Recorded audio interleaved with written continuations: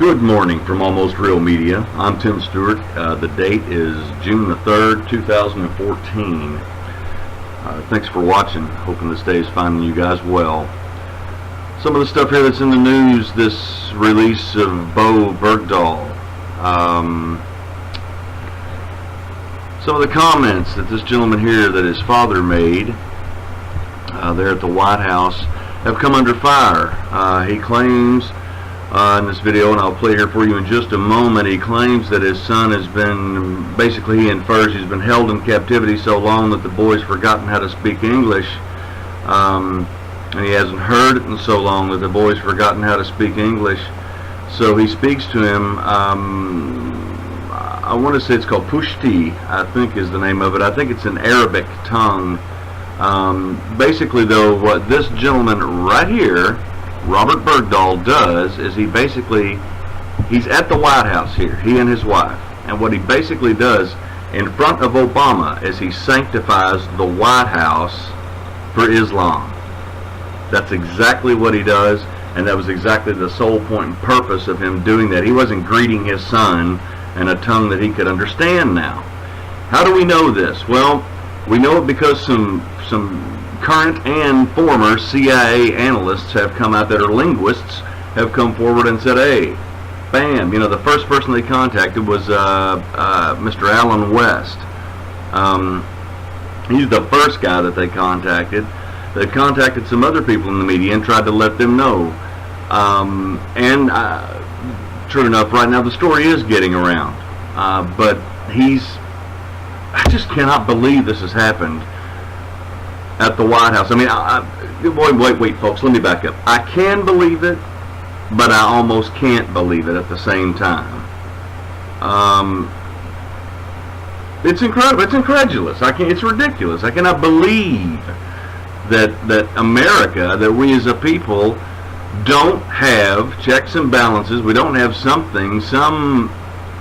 way to do something about this.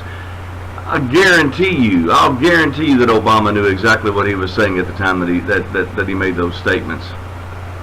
That he sanctified our White House for Islam.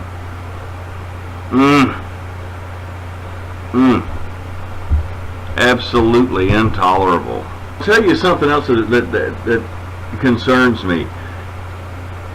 I mean, I find it so strange, though, this event, this guy speaking like that at the White House. It kind of makes me wonder whether or not we're getting pulled along here, whether or not we're getting jerked around a bit, whether or not we're getting baited, so to speak.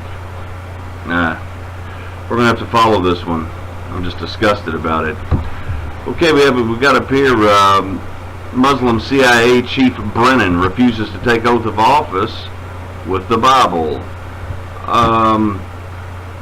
This coming to us from Before It's News. I believe it was also, I want to say it was also, well, I better not do that. I better not cite any other news sources, but I did look around this morning, about 5 a.m. this morning, and looked around and saw some other websites were also, media outlets were reporting the same thing. This ought to cause you concern. Here's Joe Biden, and he is swearing in Mr. Brennan, John Brennan right here. He's got his hand on a copy of the Constitution that George Washington himself signed. And the problem with this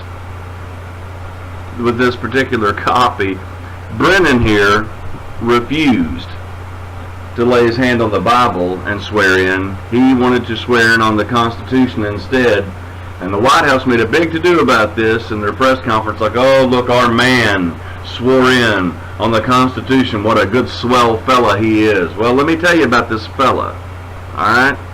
This fella, the Constitution, and I don't think it was an accident at all that he chose to be sworn in on a copy of the Constitution that predates the First, Fourth, and Fifth Amendments anyway, by 4 years. See, our amendments to the Constitution weren't completed yet at that time. This copy here that this guy's wanting to, that this guy swore in on is from 1794, or wait, 1787. I beg your pardon, 1787. 1787. So, you know, it just brings me all the way full circle back to, and call me a birther if you will, but if, you know, if it walks like a duck and quacks like a duck, I think it's a duck. And where there's smoke, there's usually fire. So, I don't know, you know, I've said it in the beginning, I don't have anything for this administration. I'll say it again, I've got nothing for this administration. And nothing for them. Just a bunch of Muslim sympathizers. This guy right here, he went ahead and converted to Islam when he was stationed over there somewhere. I can't remember exactly where he was stationed in the Middle East, but he himself is a Muslim. Let me see. Which, you know, doesn't that just dovetail in nicely with everything that we're looking at here? And here we have the follow-up. And Attorney General Eric Holder told Paul in response to a question from Senator that the U.S. never has carried out a drone strike against a U.S. citizen on American soil, and it would be unlikely. That opens up a whole new can of worms. I know it sounds like I'm jumping, but that just caught my eye because this whole thing, it just speaks to now you've got a CIA man, and that Brennan was hand in hand right there with Obama and this drone usage in this war and these drone strikes.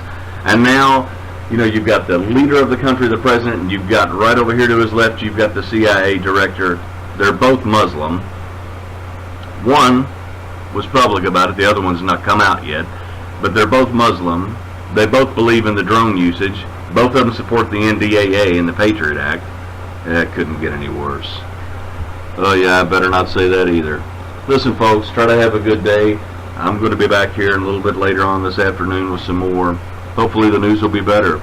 So until that time, keep yourselves armed with information, and remember that information is your only ally.